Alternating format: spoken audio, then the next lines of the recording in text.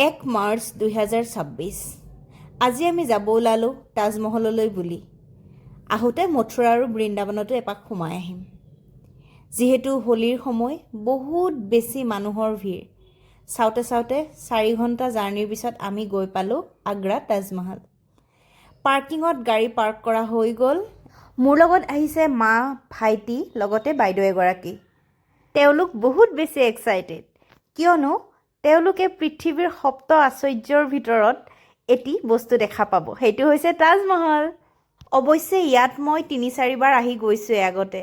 যিহেতু আমি ঘৰৰ পৰা ৰাতিপুৱাতেই ওলাইছিলোঁ, লগতে আমি নিজৰ পাৰ্চনেল গাড়ী লৈ আহিছোঁ, সেইকাৰণে আমি সোনকালেই আহি পালোঁ। গাড়ীৰ পাৰ্কিঙত গাড়ীবোৰ দেখি আপোনালোকে অনুমান কৰিব পাৰিছেই ভিৰ কিমান। সঁচাকৈয়ে হোলী, দিৱালী এনেকুৱা ফেষ্টিভেলৰ সময়ত বহুত বেছি ভিৰ হয়। মোৰ পিছফালে থকা বাছকেইখন চাওকচোন, ইমান ধুনীয়া নহয় জানো? মাহঁত খোজকাঢ়ি খোজকাঢ়ি আগে আগে গৈ আছে আৰু মই পিছে পিছে গৈ আছোঁ। এটা কথা ক'বলৈয়ে পাহৰিছিলোঁ, আপোনালোকে যদি তাজমহল আহে শুক্ৰবাৰে কিন্তু নাহিব, তাজমহল বন্ধ থাকে। ৰাতিপুৱাই অহাৰ বাবে মানুহৰ ভিৰৰ সংখ্যাটো অলপ কম, অৱশ্যে ৰ'দটোও কম পাইছোঁ। মই এটি খুব ধুনীয়া টুপি কিনি ল'লোঁ। এই টুপিটো পিন্ধি তাজমহলত ফটো উঠাৰ মজাই সুকীয়া। ফটোবিলাকো ভাল আহে, লগতে চকুত ৰ'দো নপৰে। আমি ইমান কষ্ট কৰি ভিডিঅ'সমূহ বনাওঁ, আপোনালোকে চাব, লাইক, কমেণ্ট, শ্বেয়াৰ কৰিব, লগতে আমাৰ চেনেলটো ছাবস্ক্ৰাইব কৰি দিব। চাওকচোন, ৰাস্তাটো ইমান যে পৰিষ্কাৰ পৰিচ্ছন্ন নহয় জানো? আৰু ইয়াত এটা কথা দেই, বান্দৰৰ পৰা কিন্তু সাৱধান। ইয়াত বহুত বেছি বান্দৰ আছে, আৰু খোৱা বস্তু যদি হাতত আপুনি লৈ আহে তেতিয়াহ'লে থাপ মাৰি লৈ যাব। আহি আমি টিকেট কটা ঠাই পাই গ'লোঁ। ইয়াত টিকেটৰ মূল্য হৈছে 250 টকা, আৰু যদি আপুনি ভিতৰত নাযায় তেতিয়াহ'লে ল'ব মাত্ৰ 50 টকা। আৰু ইয়াত অনলাইন পে'ৰ কোনো ধৰণৰ সুবিধা নাই, গতিকে আপোনালোকে পইচা অফলাইনেই লৈ আহিব, কাৰণ ইয়াতে নেটৱৰ্কৰ বহুত বেছি অসুবিধা। আপোনালোকে বাৰু তাজমহল আহি পাইছেনে? যদি পাইছে এটা কমেণ্ট কৰিবচোন। আজি ফৰেনাৰো বহুত আহিছে। ফটো ভিডিঅ'ত ব্যস্ত থাকিলে সময়খিনি কেনেকৈনো পাৰ হৈ যায় গমেই নাপায়। তাজমহল চাবলৈ এতিয়ালৈকে মই 5 বাৰমান আহিলোঁ, কিন্তু প্ৰত্যেকবাৰে এনেকুৱা লাগে যেন কিবা এটা নতুনত্ব বিচাৰি পায়।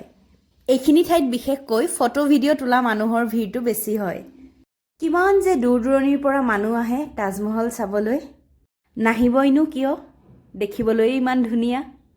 কেতিয়াবা মই লগ বন্ধুৰ লগত আহিছোঁ, কেতিয়াবা মই মা দেউতাৰ লগত আহিছোঁ, কিন্তু ঘৰৰ মানুহক এনেদৰে মই অকলেই লৈ অহাৰ সুখটোৱেই সুকীয়া নহয় জানো? তাজমহলৰ পিছপিনেই আছে যমুনা নদী। যমুনা নদীৰ তলেৰে ইপাৰ সিপাৰ গৈ পাৰ হ'ব পৰা ৰজাদিনীয়া সুৰংগ আছে, হয়তো আপোনালোকে জানেই। নামঘৰৰ নাম প্ৰসংগসমূহত শুনিছেই, ফেনে ফোটোকাৰে বৈ গৈছে যমুনা নদী। হয়, এইখনেই হৈছে ঐতিহাসিক যমুনা নদীখন। এইখন যমুনা নদীৰ পাৰতেই ভগৱান শ্ৰীকৃষ্ণই কদম গছত উঠি শিশুলীলা কৰিছিল। ভাবিলে বৰ আচৰিত লাগে নহয়নে? আগতে আমি পুথি-পাঁজি অথবা ভাওনাৰ বচনত আমি শুনিছিলোঁ, কিন্তু এতিয়া চকুৰে নিজেই দেখিবলৈ পাইছোঁ। সঁচাকৈয়ে বৰ ধন্য মানিছোঁ। জাতি ধৰ্মই মানুহক ভাগ ভাগ কৰে, কিন্তু প্ৰেমে মানুহক একত্ৰিত কৰি ৰাখে। তাৰেই প্ৰমাণ হৈছে তাজমহল। চাওকচোন কিমান যে মানুহৰ ভিৰ। তাজমহলৰ পৰা ওলাইয়ে আমি অকণমানো দেৰি নকৰাকৈ মথুৰা পালোহি। এইটোৱেই হৈছে মথুৰা নগৰীৰ ঐতিহাসিক ৰজাদিনীয়া পুখুৰী।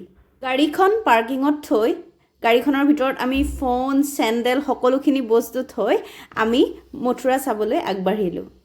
মথুৰা শ্ৰীকৃষ্ণৰ জন্মভূমি, সেই বিশেষ ঠাইডোখৰেই আমি চাবলৈ যাম, য'ত নেকি ফটো ভিডিঅ' একো কৰিবও নিদিয়ে আৰু ফোন নিবও নিদিয়ে ভিতৰলৈ।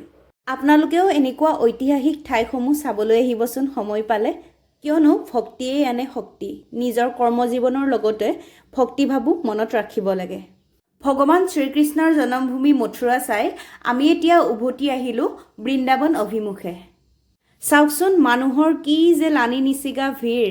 এইফালে হোলীৰ সময়, মানুহনো নহ'ব কিয়? যিহেতু বৃন্দাবন শ্ৰীকৃষ্ণই ৰাসলীলা কৰা ঠাই, ফল ফুলেৰে জাতিষ্কাৰ হোৱাটো স্বাভাৱিক নহয় জানো? চাওকচোন কি যে ধুনীয়াকৈ সজাই থৈছে সকলোবোৰ। হিন্দু ধৰ্মৰ বিভিন্ন তীৰ্থস্থানৰ ভিতৰত মথুৰা বৃন্দাবনো অন্যতম বুলি মানুহৰ লোকবিশ্বাস আছে। আমি বিপদৰ সময়ত নাম লোৱা ভগৱানগৰাকীৰ জন্মস্থান তথা বাসস্থান চাবলৈ পাই আমি নিজকেই ধন্য মানিছোঁ। কি যে নান্দনিক দৃশ্য! এনেকুৱা লাগিছে যেন ভগৱান শ্ৰীকৃষ্ণই গৰু চৰাই আছে আৰু আমি চাই আছোঁ।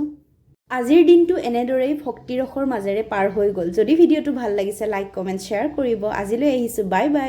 চেনেলটো ছাবস্ক্ৰাইব কৰি দিব।